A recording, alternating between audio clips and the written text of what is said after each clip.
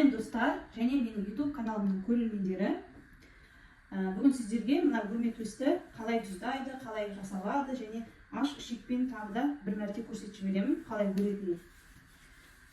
Төс бұл күйеу баланың сыбағасы, мағынасын көбісі біле бермейді.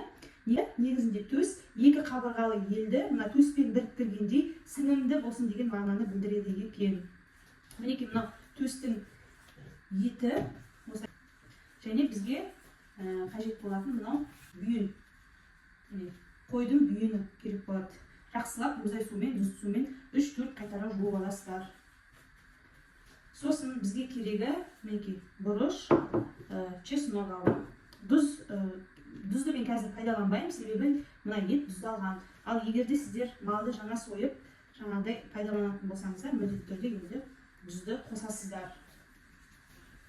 Ең бірінші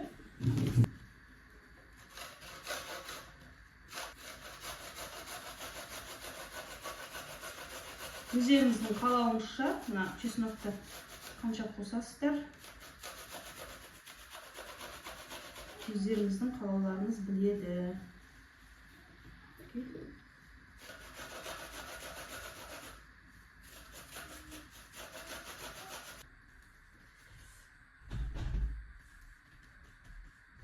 Енді бұрыш қосамыз. Мен айтып өткендей тұзды қосқан жоқпын, өйткені ет менде тұздалған.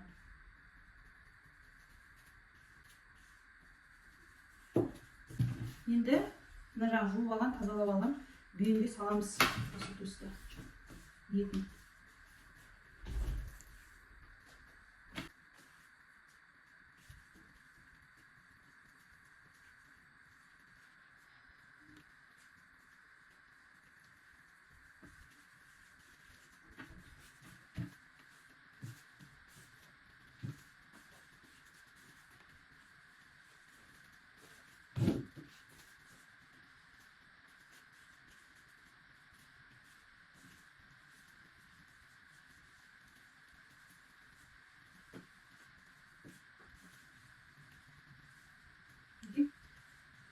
Саламыз, сосын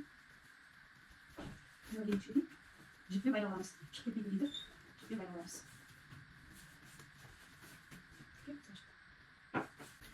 Мінекей аш шегімізді 4-5 қайтара жуамыз.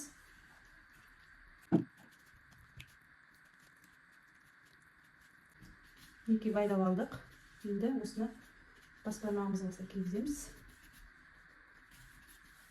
Енді әр саусаққа өткізіп шығамыз. 1, 2, 3, 4. Енді осында өріп бастаймыз.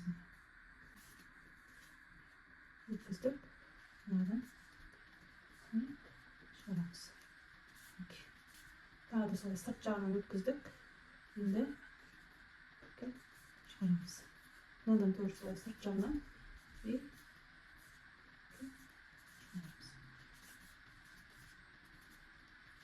Жаңа тоже шығарамыз. Саусақтан да тоже солай өріп алма кезде осылай өріп шығара бересіздер.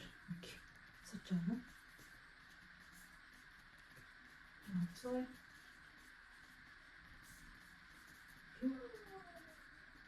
тоқуы керек. Негізі бір қабат қылып та тоқуға болады.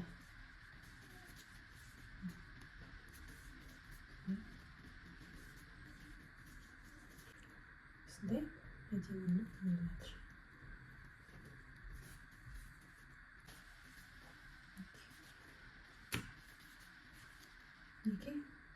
Соңғысын қазір енді қалай байлайтынымызды көрсетемін.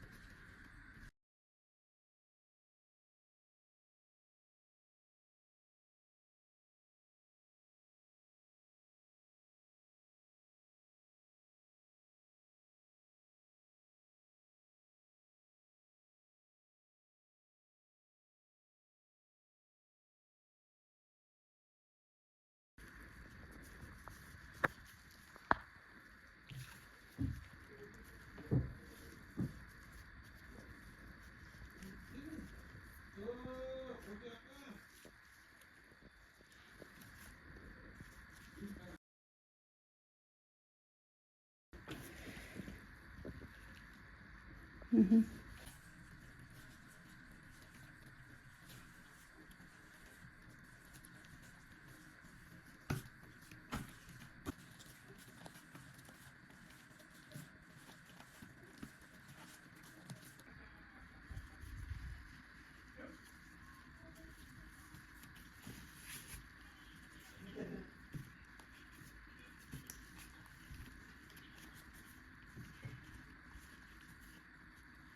Niki